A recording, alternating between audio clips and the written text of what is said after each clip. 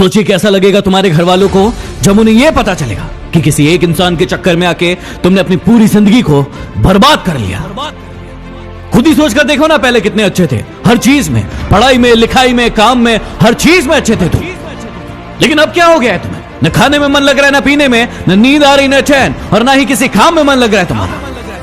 मुझे भी पता है और तुम्हें भी पता है ये चक्कर क्या है, ये मांजरा क्या है, और तुम खुद भी इस चक्कर से बाहर निकलना चाहते हो।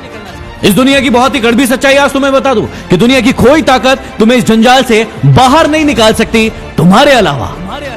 तुम्हारा दर्द, तुम्हारा दुख, तुम्हारी पीड़ा सिर्फ और सिर्फ तुम्हें नजर आएगी, किसी और को नहीं।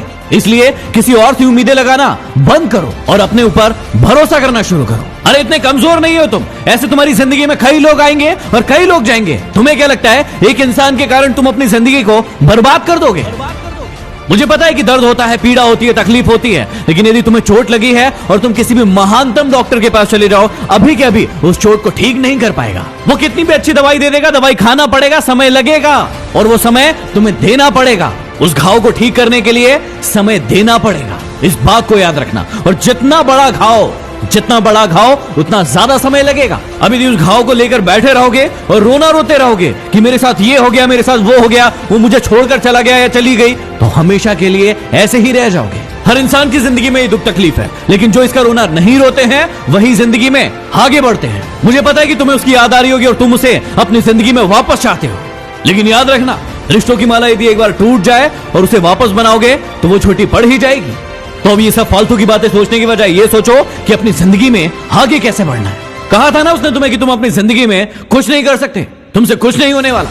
तो क्या सही साबित कर दोगे उसे?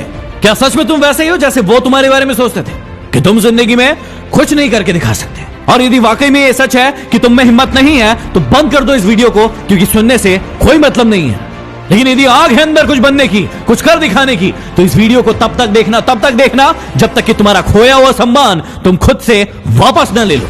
याद है ना कितना जलील किया गया था तुम्हें तुम्हारी औकात याद दिलाई गई थी।